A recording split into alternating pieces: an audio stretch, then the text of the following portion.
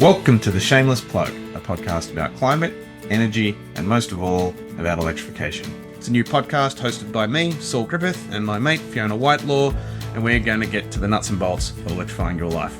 In this episode, we talk to Dr Kim Loo, a general practitioner, that's a doctor, and an overachieving climate advocate who is involved in at least 7 organisations, including Doctors for Climate.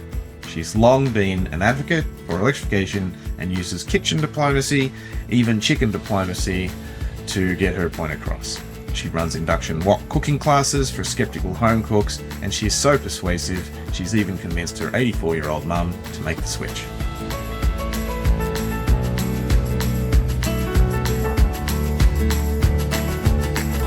Here we are today with Kim Loo, one of my favourite climate activists in Australia. I'm actually going to let Kim introduce herself. She has started and worked on more climate campaigns than pretty much anyone I know. And Kim, why don't you introduce yourself to the audience and all of your various affiliations in the climate and energy space? Okay, so just to say that I'm a mum of 2 adults, and I've been working as a doctor for 36 years, which is such a long time in Western Sydney.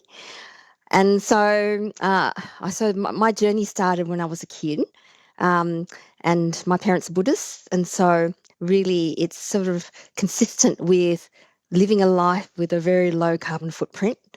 And we never thought of it as that, but I now look back and see that we really we really reduced our energy use constantly, and we tried to reduce our water use. My parents grew plants in the garden. My dad was also an engineer, and he was a civil engineer, building dams, and he helped construct this. He was involved with the Snowy 2 when he was a student, and he was helped in constructing and designing the cycleways in Newcastle. Well, that's a very civil engineer. Most of the engineers I know are uncivil. I like the ones that build bike paths. And my mum sort of started as a music teacher and then became a social worker. And so I think this has kind of informed the way I deal with medicine as well, so that you view it from a social justice lens as well. And so I was a Westie, and I went to school in Western Sydney, went through Sydney Uni. And just how far west was West when you were a kid? Oh, okay. So I went to high school in Liverpool, but I went to primary school in Liverpool, but I went to high school in Wagga Wagga. That's west. Okay, that's far west. Yeah.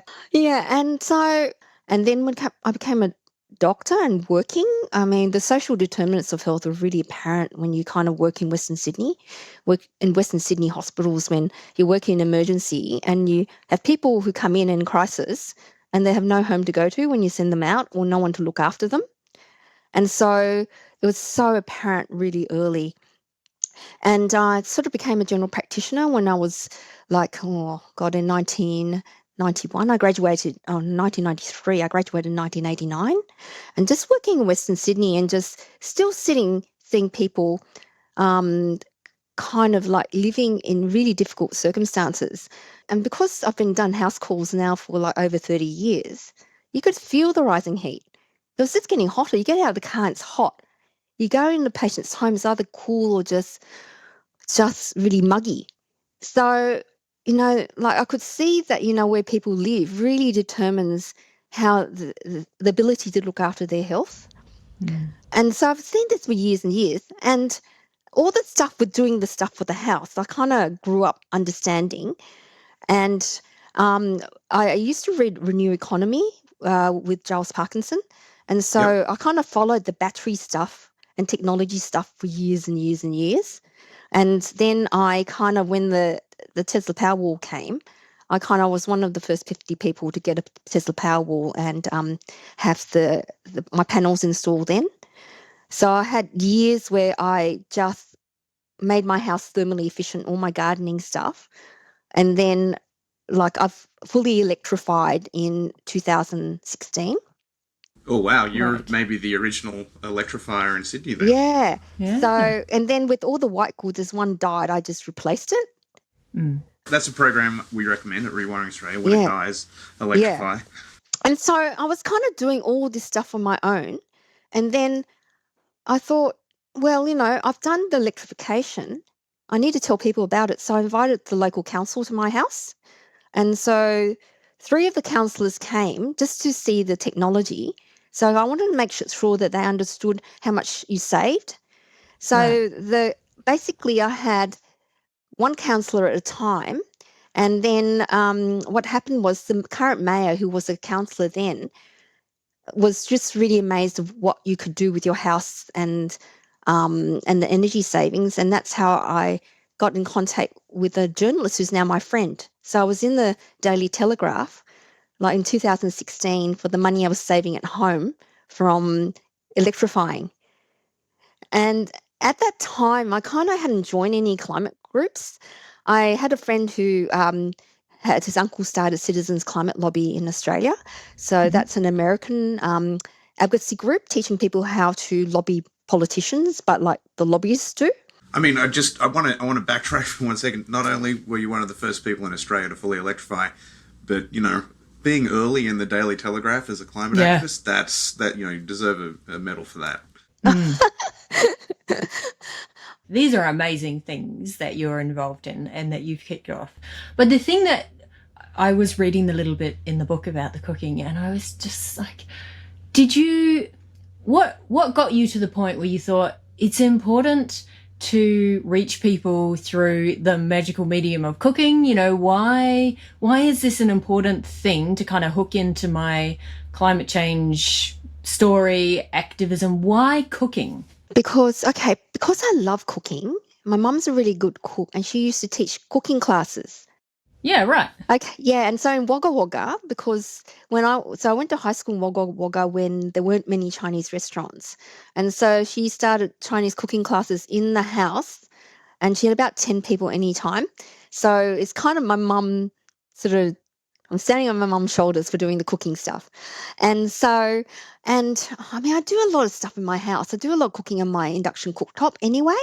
I have lots of parties. And so a lot of my friends are exposed to it. And the next step was just to do the cooking for the community.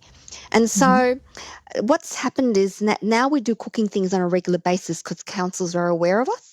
And so, and because, when you're cooking, because I did, my favorite one was when I did a cooking demonstration for Cantonese fried rice, and we had about 80 Cantonese speaking people. I think most of them were over 75, and it was an existing group that get together anyway. Right. So I had an interpreter with me because everyone calls me a banana. I look yellow on the outside, but I don't really speak much Chinese. And this is the problem when you've been here for a couple of generations. And when you're cooking, and I'm just talking about cooking and vegetarian cooking and how, it's just you can achieve the same degree of hotness. And I was using a plug-in one. And so when people can smell the food and you're talking to them, I think it kind of engages their brain to actually take on more information. This is amazing. And you're sort of covering all the ground here. Like one of the, I interviewed you for the book I just wrote, Plug In, largely about how do we get people to accept induction and electric cooking. And you've gone straight to one of the hardest cuisines and one of the hardest things to do, which is to prove to an ethnic community that it will cook their ethnic cuisine well, and you're doing fried rice. And the criticism is, wait, but what about the electric wok? It just don't work. But you're telling me it does. And then how you can, convert older generations. It's an extraordinary story. Was there skepticism? Were there I want to know what the look of were there people going, I don't know. Oh, no, saying that. I've done quite a lot of cooking. I mean, specifically with the Eastwood one with lots of elderly Chinese people. People were just fascinated. They came and felt the induction cooktop. After the wok was empty because they'd eaten all the rice, I turned the wok over and they felt it and they looked at it. And people are just fascinated. And the most recent one I did was like a week and a half ago. And, Yeah, people came early. Whenever you organise a cooking thing, okay, you say it's 6, people come at 4:30. It's just like, so we have people walking in. So I was explaining the induction cooktop, how easy it was to use, and the wok I had there was from IKEA. So it was a ceramic wok. That means the surface of it is coated in ceramic. So you deal with it like you would deal with a cast iron wok. All the measures you to make it, and people are just fascinated. Were they turning it over? I think we're Yep. all living in the long shadow of you're better off cooking with gas, right down to the stereotype cooking with gas, and you can understand that the gas is heating it. But with induction, it does appear that it is magic that is making it work. I know, even just putting water in and seeing how quickly it boils, everyone wants wow. Like Yeah. so that's what I think the cooking demonstrations are really the most effective way for advocating for regarding induction. And the councils are really aware. So I've done a couple, me and my co-workers in Asian Australians, plus my kids sometimes. So we've done several things for Inner West Council, Willoughby Council, Chatswood, and so we are getting ongoing people booking us for induction. So workshops. I think about this a lot because at Rewiring Australia we're trying to expand one community at a time, and I think really it is local action and people learning to trust these things that are going to help them embrace the future. So I'm really interested in. So you've gone from one community. So is there going to be a national cooking with Dr. Loo? Is there a plan to go big? So now, I mean, we've also got cooking demonstrations in Victoria because we've got Asian Australians for Climate Solutions in Victoria as well. Our chair is in South Australia, so we're kind of in those 3 states now. So it's we haven't expanded into the other states, and more important as of today because of Victoria's new policy about trying to get gas out of homes. I guess, yeah. So Yeah, thank you, amazing. Lily D'Ambrosio, for your great work and for Victoria for leading the world. Dr. Loo will now come and help you learn how to cook. Yeah, and the amazing thing is that that the Canberra government has a program where they're giving professional kitchens, I think $30,000 to transition their kitchen to electric. And I did a panel with professional chefs, 4 professional chefs about 4 months ago. And I mean, in terms of the professional kitchen, it's less hot. And gas heats up a kitchen. And Yeah. the chefs who actually came were interested. And they understood the heat factor because in terms of the thermal efficiency of the kitchen, you actually spend a lot of money keeping the kitchen cool when you have gas, whereas when you have a cooler kitchen, commercial kitchen, when you have induction. Yeah, I've heard them described as cold kitchens or cool kitchens, even though they've obviously got just all the same heat for cooking the food. It's about 50% less heat that they give off for the same amount of cooking. So that is a pretty huge win. I know, and so the chefs who were there saying it's amazing. Just as an aside, like you know everything about this. So when I have a chance to know anything, I'm going to say something. For one home, you can do it on traditional electric circuits, but when you're doing an industrial kitchen with a whole bunch of induction burners, you need pretty industrial connections to the grid, and so it requires advanced sparkies, not just your average sparkies, to connect those industrial kitchens. So we're still working on that workforce issue in Australia, but it's great that the government's helping out on that now. It is amazing. That's why, sometimes because, I've been in advocacy for so long, when someone asks me to do something and stuff has been done, I feel, oh my God, it's there. Yeah. And now this is why, because I think part of it is, you guys asked me why I'm in so many groups, is that whatever we do in one silo, everyone needs to know about it. Okay, because there's so many people working in silos within the climate movement who aren't unaware. So like every time I see a climate advocate who's not a doctor, I'll actually say how much Doctors for the Environment has done in terms of advocating for meaningful solutions, because they don't know we've existed since 2003 doing this. When other people know what each sector is doing, and people are working their butt off, it makes everyone feel better. I think the world's hungry for, like, give me an answer, make this work. I think we, especially in Australia, we're pretty aware of actual climate as a real problem. And so now we're in the give me solutions. So I think this is great. I'd be fascinated to maybe get your day job is doctor, and you speak very eloquently about the health benefits of cooking electrically. And some of them are surprising. So I'd love to hear your doctor's eye view of what we're doing here in our kitchens. Oh, look, in a way, I'm going to do my mum to start off with. So mum has been cooking with gas for so long, and I was trying to change her into induction because of all the safety issues, because I've got my mum's 84. And when all 4 burners went on one day when she turned it on, that was the time I could do it. Because as an older person, I was afraid of her leaving the gas on, having her burn down her kitchen, leaving a tea towel next to it. It's just all the safety issues with the air pollution. And the problem is that when you have a gas cooktop that's off, you can still leak carbon monoxide, methane, benzenes, and formaldehyde. And so all those things are like odorless. If people have leaking gas and they don't know about it, they could be harmed by it permeating through the whole house. So I changed my mum to induction, and I could actually not worry about her after that, in terms of what she was breathing in the house, that she wouldn't burn down the house, burn down herself.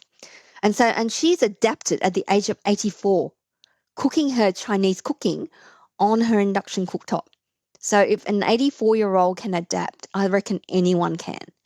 Now, with my patients, so most people don't know that when you actually cook with methane on your cooktop, that you release nitrous dioxide.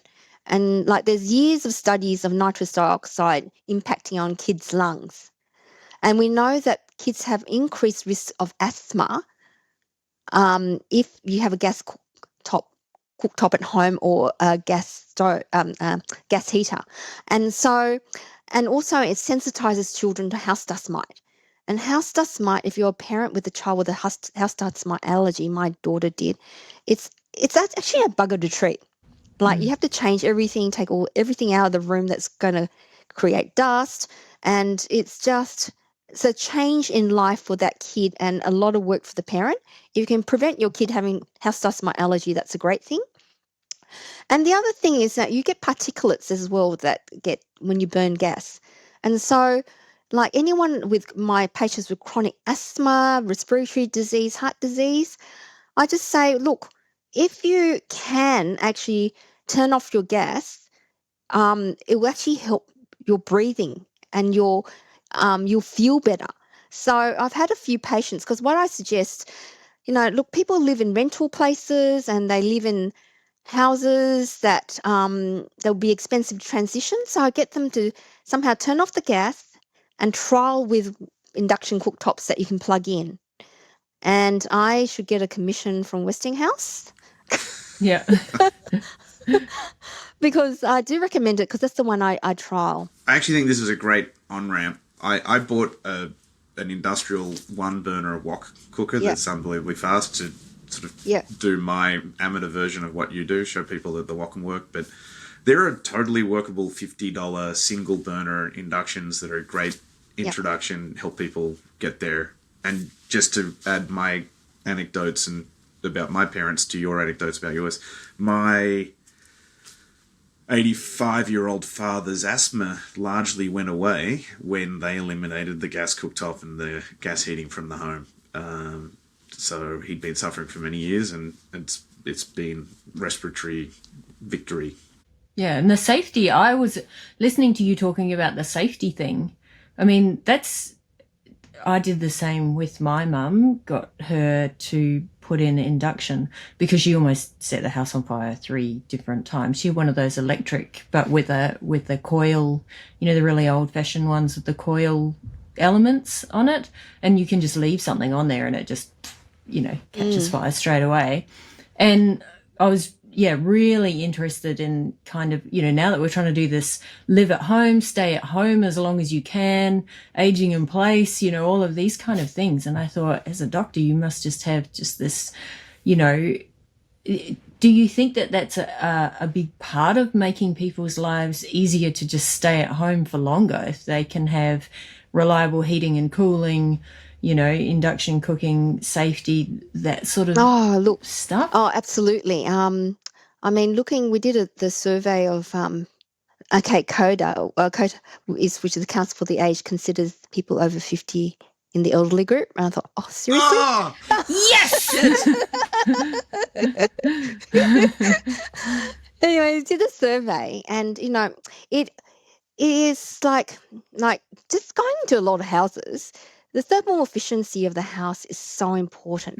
A lot of people, if they can't afford, especially my elderly patients, if they can't afford heating, what they do is they stay in bed all day because it's warmer. And so their exercise goes down, the ability to move around. I mean, part of the reason that, heat waves are a big problem is that even if you have a thermally efficient house, you'll stay in the house and you'll not go out and move around. So the whole population just becomes less fit.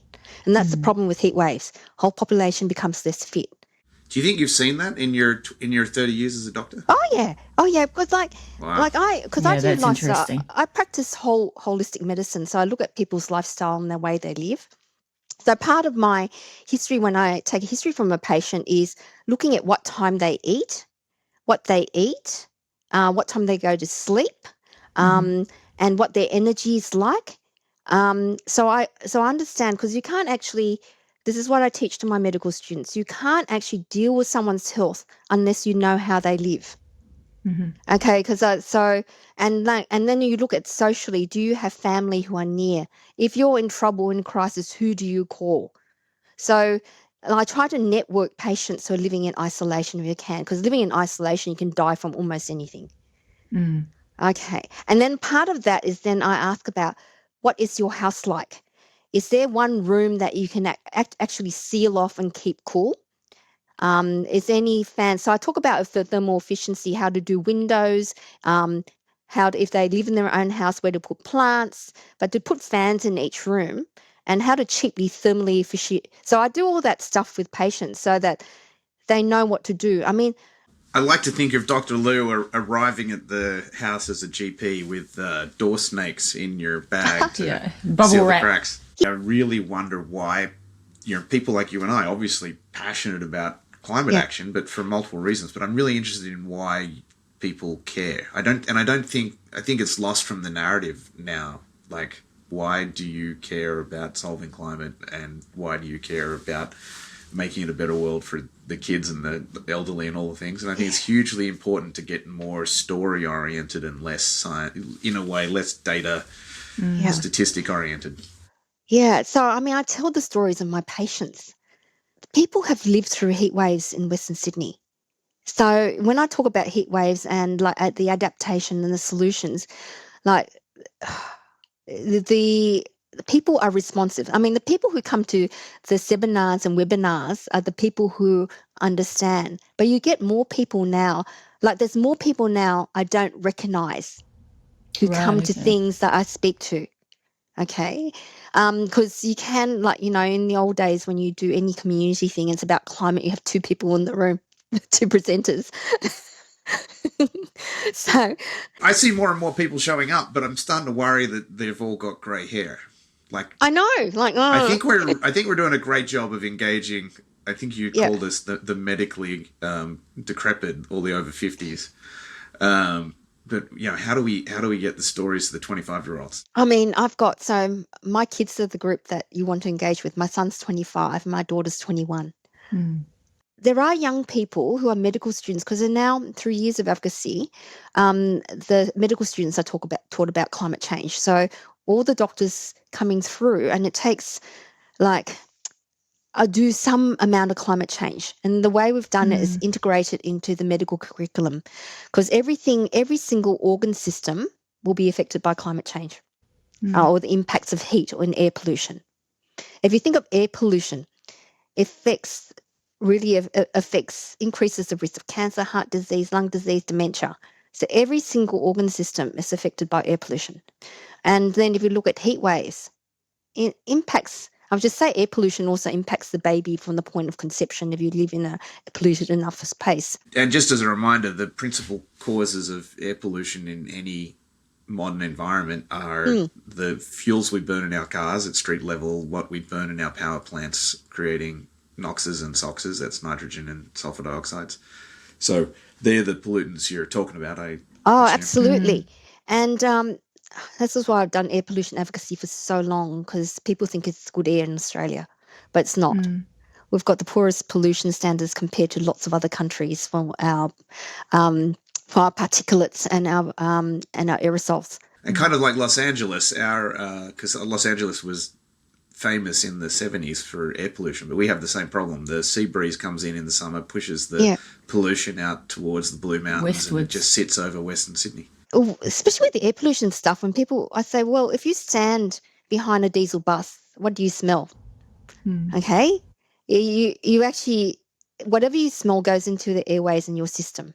And they did a very elegant study in the UK where they got a person to breathe in gold particles the size of 2.5 microns, and they found that they went everywhere. Right. Okay, 2.5. And they've also put people in chambers where they put small amounts of diesel and have found that they made the blood vessels more reactive. Okay, this is in the UK. And so we know that, that was from diesel. And I don't know, obviously they had someone young and fit to actually breathe in the diesel. But if there's a lot of diesel vehicles and you're next to it, Fiona's a speedway enthusiast. She probably has comments on breathing in the diesel and the petrol. It's not so much diesel, but yes, I know what you're talking about. And also bushfire smoke is the other thing I was thinking of. So we've done lots of research into that in Australia, those small particles. So more people died from the bushfire smoke than actually during the bushfire. Yeah. Yeah, so air pollution and heat waves also affect every single organ system. So that's how we inserted it in the medical curriculum. And so there are so many doctors now who are in the advocacy movement. The Australian Medical Association declared a climate health emergency in 2019. And so did the Australian New Zealand Emergency Medicine group and our College of General Practice. So pretty much all the colleges have declared it's a climate health emergency. And so this is why I'm passionate about my advocacy, because the end point is if you do bugger all, it's the health system that cops it. Yeah. Okay? And the health system is already stressed and strained. More people will be sick and die if we don't do something about adaptation and mitigation.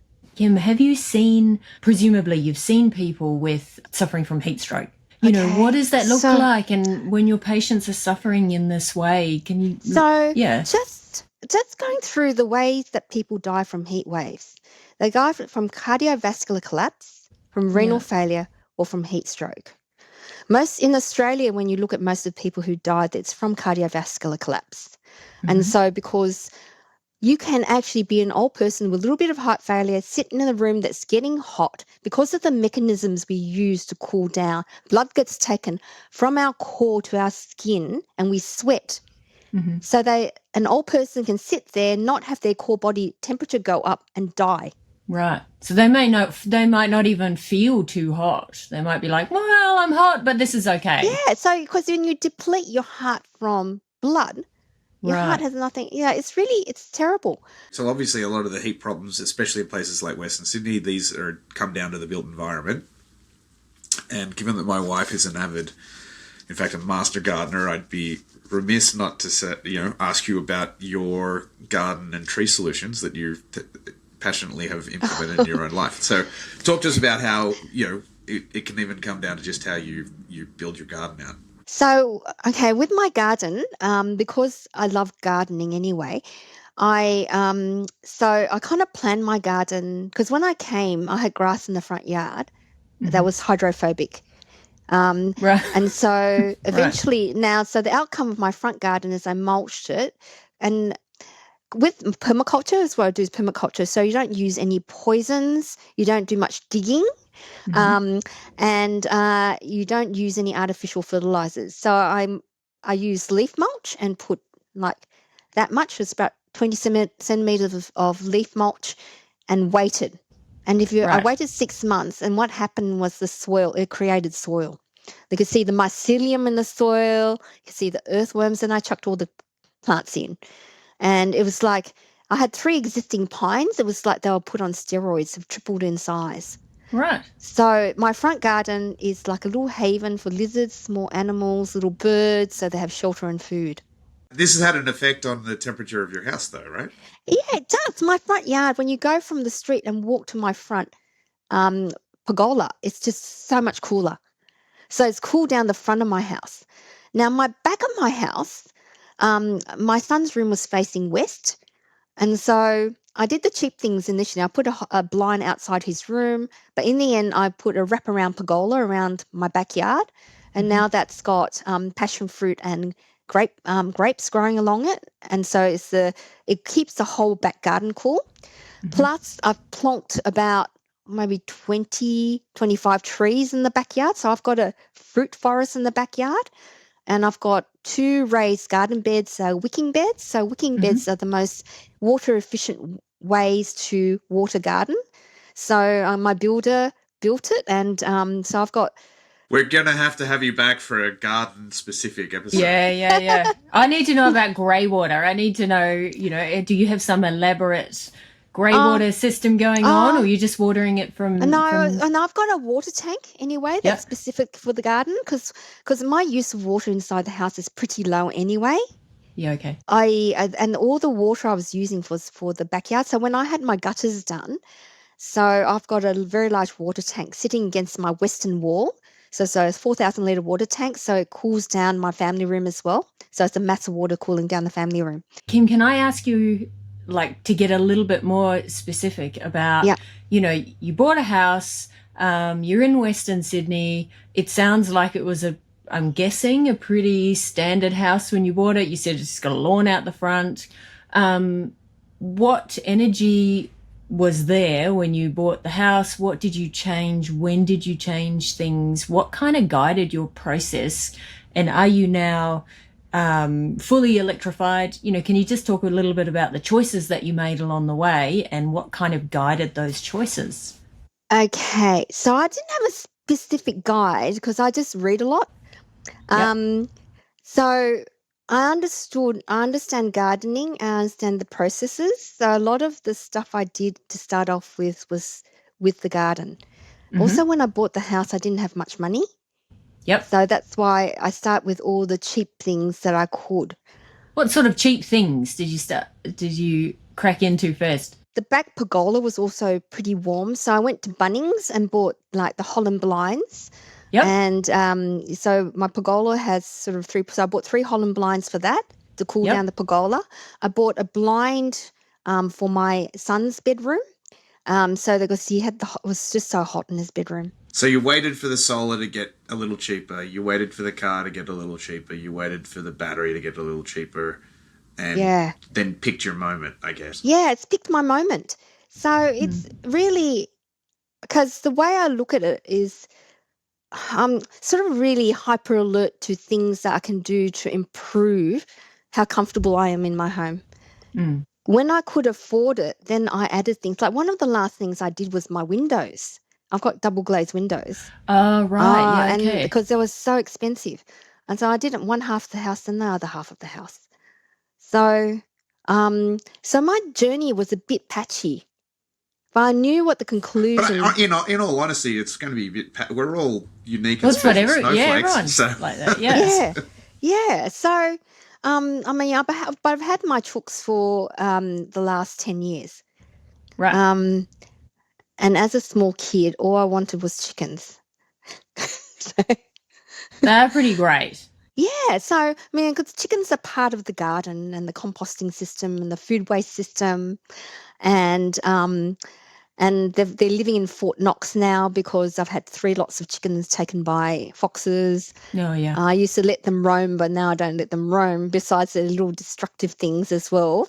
So now they've got a 26 square metre chook house that they stay in all the time. 26 square meters doesn't sound like chicken prison to me. That's pretty luxury.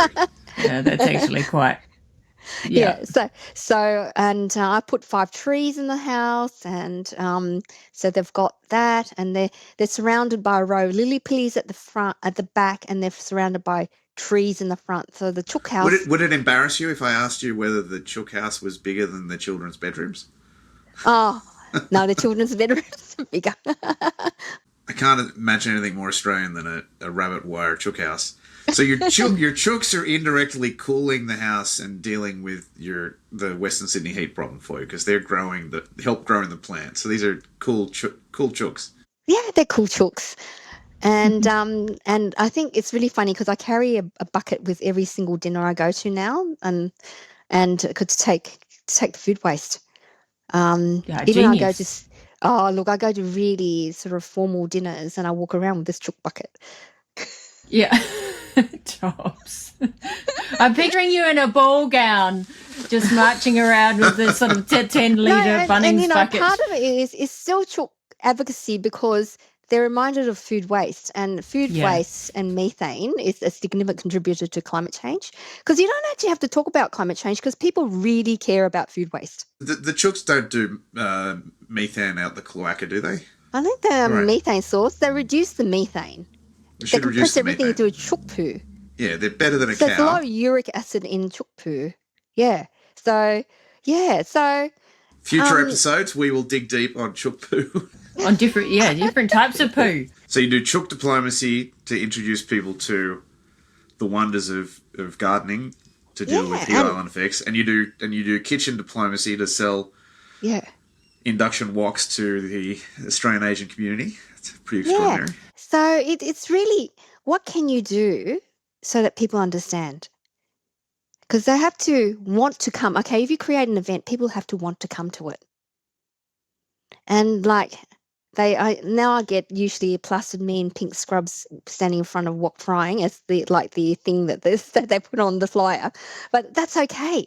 It's so much nicer to have that conversation around like cooking, chooks, whatever it is, instead of, because you could have gone down the path of just going heat stroke is no fun, and we talked a bit about that, but I think people switch off when they get a bit scared about those kind of the gnarlier aspects of climate change.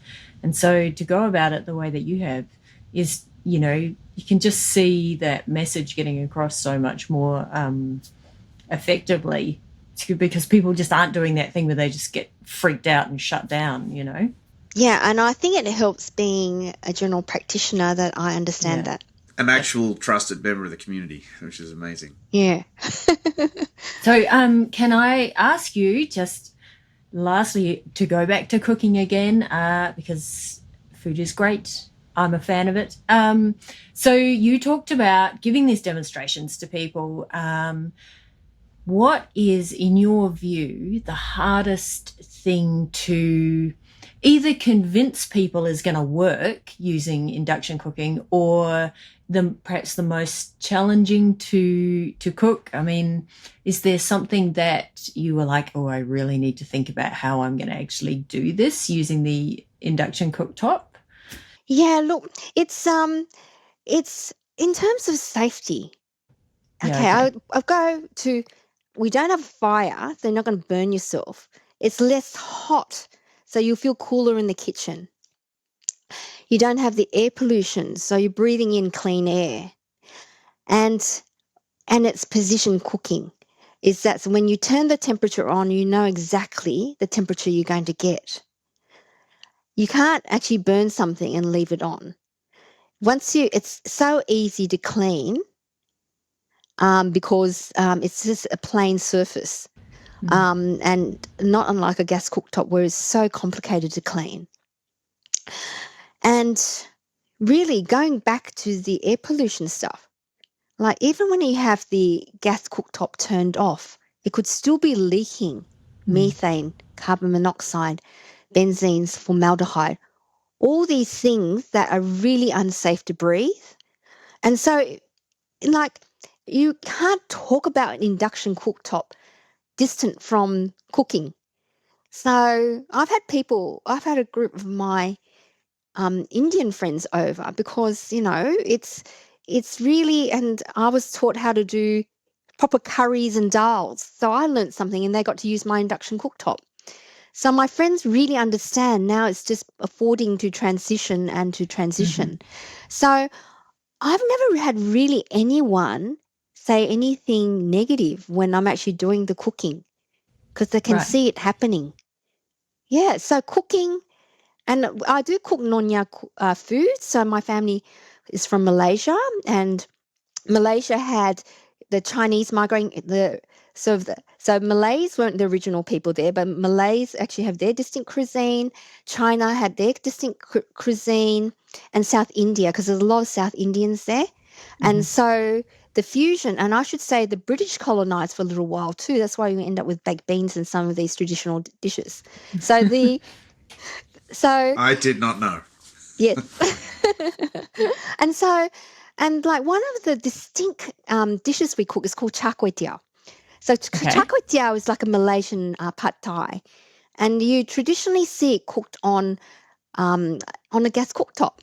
So a lot of my demonstrations are doing char kway teow to show that you can get a hot enough cooktop with and cooking char kway teow, and you do get the sizzle and the smoke, but without the flame. And the outcome is just as good. So if people can see and taste what you're doing, that's the best way for them to understand. How many different migrant communities do you think you've been able to demonstrate to? And then how do we make 50 more Dr. Loos? Look, it's actually really effective having a doctor doing the cooking, because when I talk about the health impacts, because I tell people before I start cooking, I've been a doctor for 36 years. Okay. And so it brings a degree of credibility there too. And so they can ask me about any of the health things, but because I've done cooking for so long, they can ask me about the cooking things as well.